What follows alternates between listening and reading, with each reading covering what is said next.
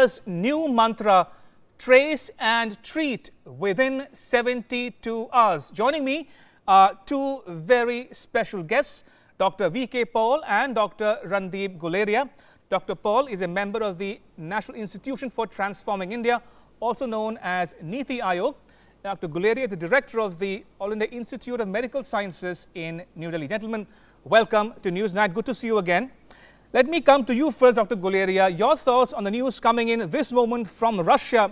Russia says it has a new COVID-19 vaccine ready for use by Russians and other people abroad. What are your thoughts on the Russian claim of having a valid COVID-19 vaccine ready for use? So if the vaccine is ready, it's great news. But I think what we need to do is make sure about two things, and whether the data is there, that the vaccine is safe, because any vaccine which we start using in a large population, especially the elderly and the high risk group, has to have safety. Safety is paramount for any vaccine because it's going to be given to normal, healthy people. And the second issue is that how efficacious is the vaccine in terms of the immunogenicity or the immunity that it gives to an individual. How long does that immunity last? How protective is it? So I think if that data is there and it can be looked at by external experts that the vaccine is safe and it is efficacious, it is good, it gives good immunity, then this is good news. But I would want that that data is critically looked at before we are confident that this vaccine is actually there and can be used at a large scale. But just a quick follow-up, Dr. Guleria. Now, we are told that whoever develops a vaccine, that vaccine will become a global goods. Now, in that scenario, are we looking at exploring tie-ups with Russia or any other country for that matter, so that more people around the world can benefit and can make use of the vaccine going forward as well?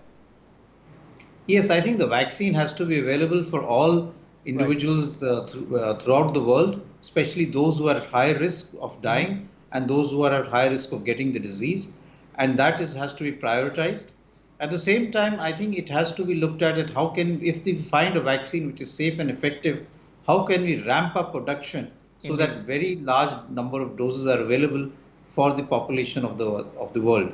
And I think that's where India has a big role to play, because 60% of all the world's vaccines are manufactured in India, and we have the capacity to really bring out a large number of vaccines.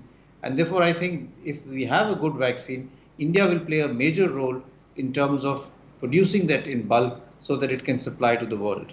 Absolutely. And that gives me a perfect segue into my question to Dr. Paul.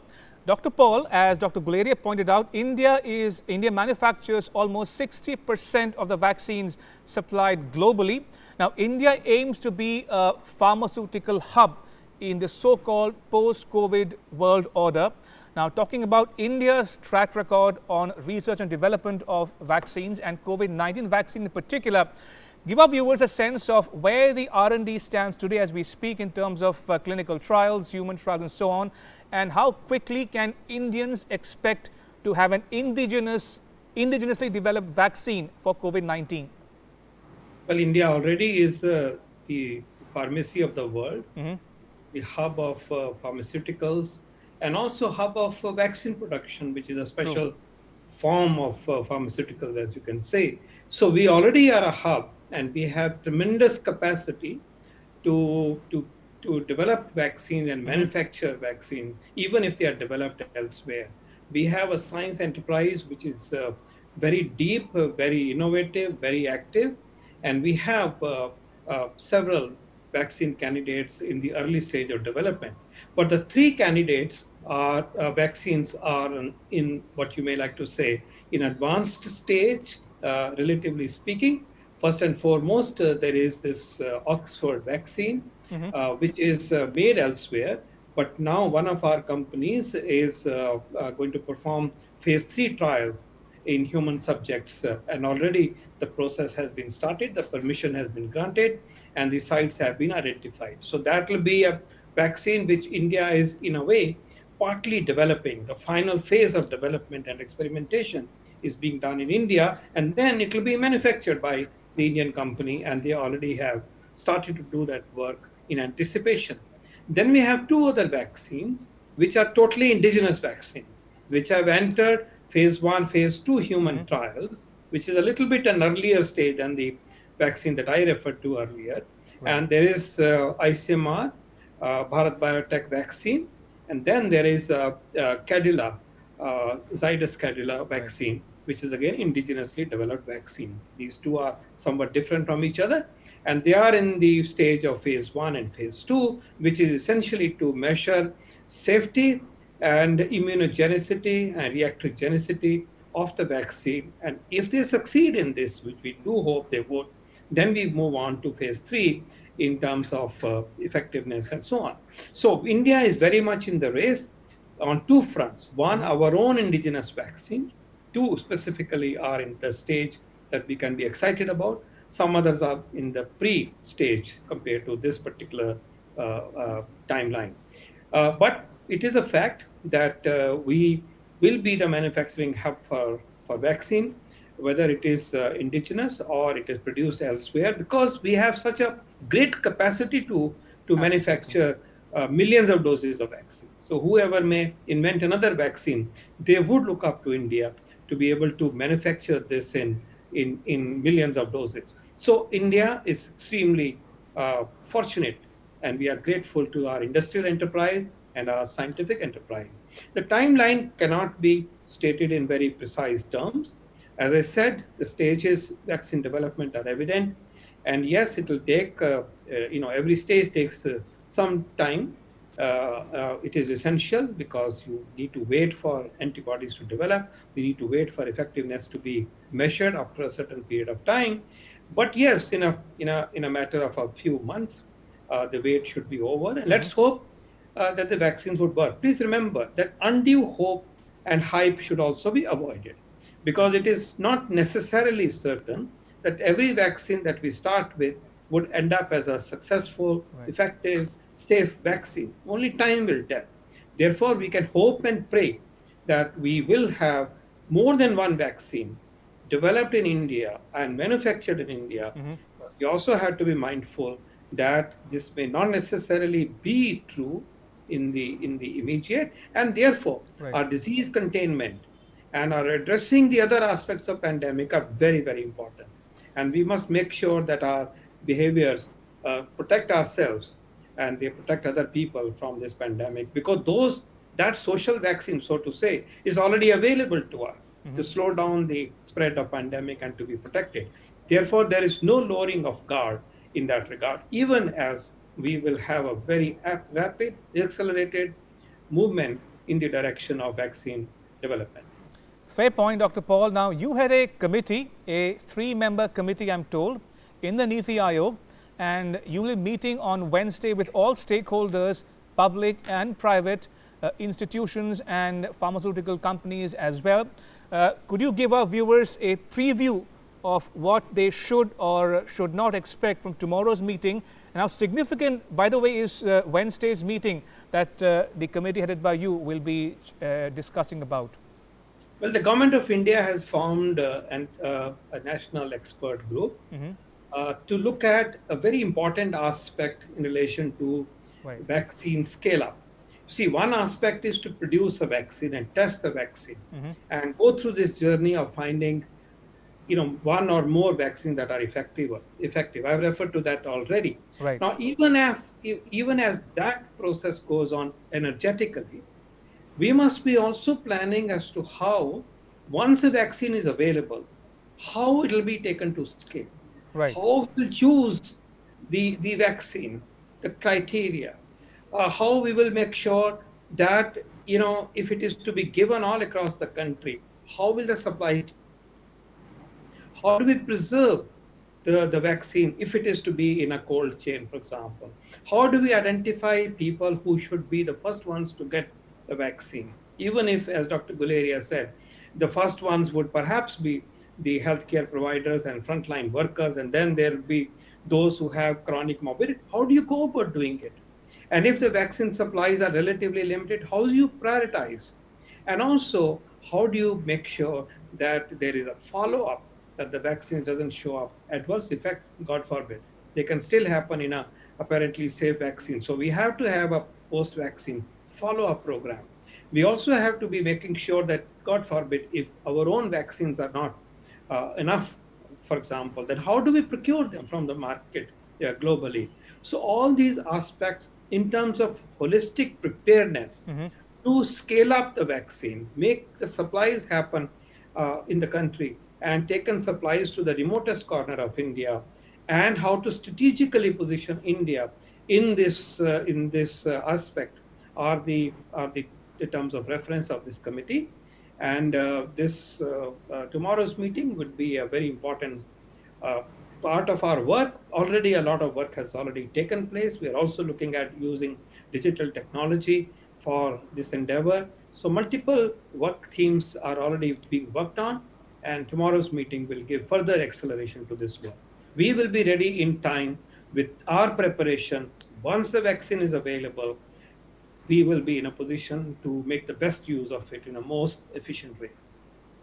Indeed. Now, let's talk a bit, if you will, Dr. Guleria, about the Prime Minister Modi's meeting with the chief ministers of 10 states this afternoon. Now, two things stood out for me, if you ask me. One, the Prime Minister's focus on a new mantra to trace and test within 72 hours of an Indian, anybody coming in contact with an infected coronavirus patient. That's number one. And number two, he says, is asking those 10 states in particular to complement India's three-pronged strategy of trace, test and treat with two more actions: containment and surveillance. Now, what should we make of this new strategy, if it's one? And are we prepared to meet any eventuality in these 10 states in particular, so that we actually end up flattening the curve in the next few weeks or months? So I think what the Honorable Prime Minister has said is very, very important. If we really need to flatten the curve, then these are the states that need to work aggressively. Right. And the strategy that has been outlined is something which is what makes real sense and is based on science. And that is that firstly, you have to have a policy of testing, tracing and treating people who are positive and the close contacts within the first 72 hours, so that they don't spread the disease to other members and you don't develop a large cluster of cases. So it's very important that this is done as early as possible. The more you delay it, the more the disease will spread in the community, and you will have more and more cases in of COVID-19 because of the contacts who have come in with these individuals who have not been tested in time. So this whole policy has to be done aggressively. We must also remember that there are some people who are asymptomatic. And therefore, if you have a cluster where you are having a large number of cases, you must have a solid containment policy, so that even those who are asymptomatic and are there in the community don't spread the disease to others, and you can contain a cluster which is developing, so that it doesn't become a huge number of cases in that area.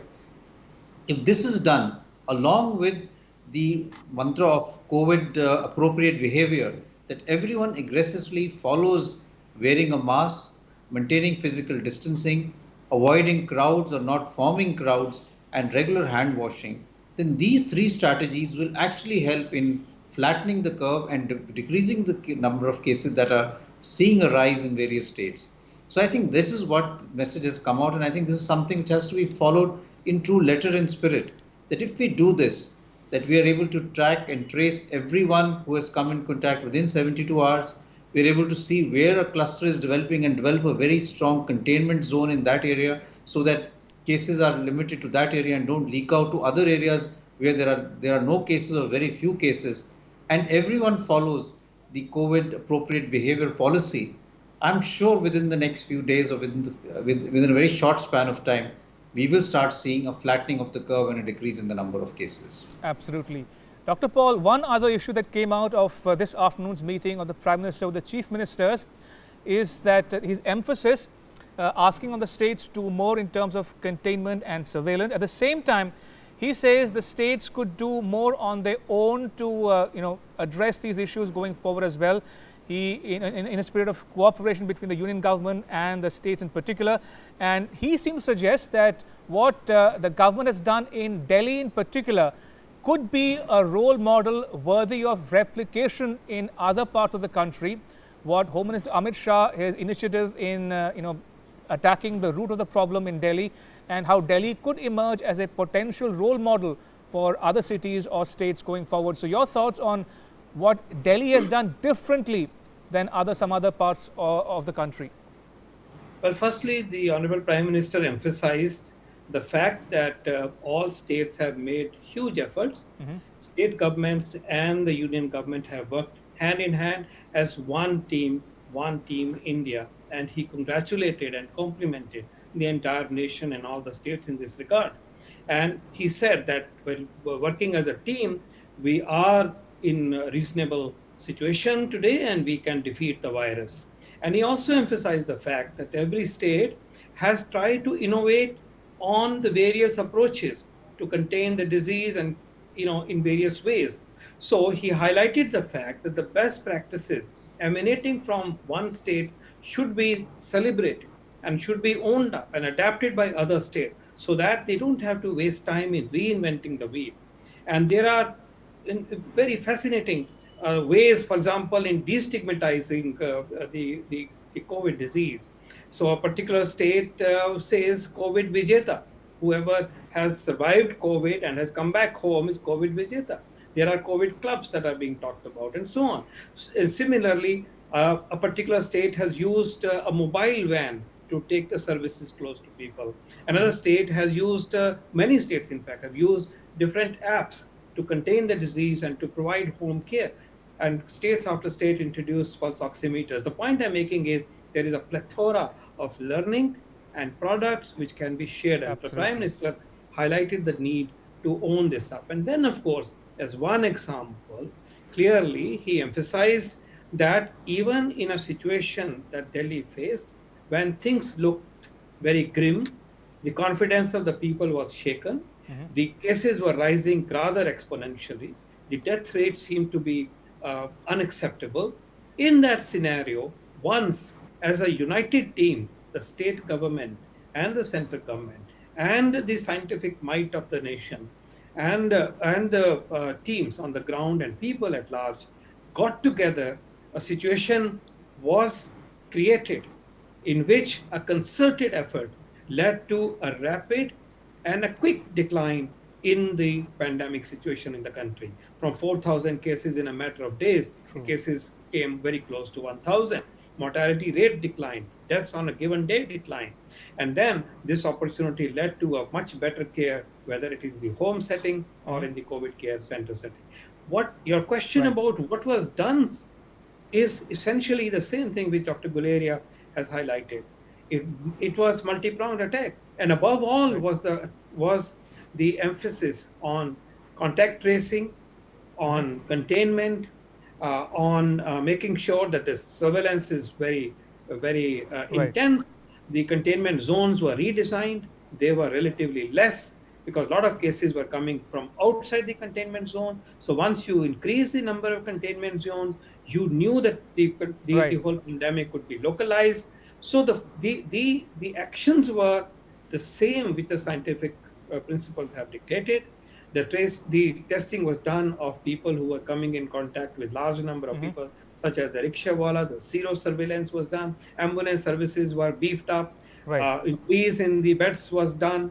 Protocols were followed, and also emphasis on the COVID appropriate behavior. Absolutely. And today, drawing from that lesson, the Honorable Prime Minister highlighted that a concerted scientific approach, at the heart of which is containment, contact tracing, surveillance, can turn the corner, and he appealed to all of us that put faith in this and make it happen. Indeed. So containment and surveillance are the two new action agendas for all the states and union territories across the country to break the chain and beat the coronavirus.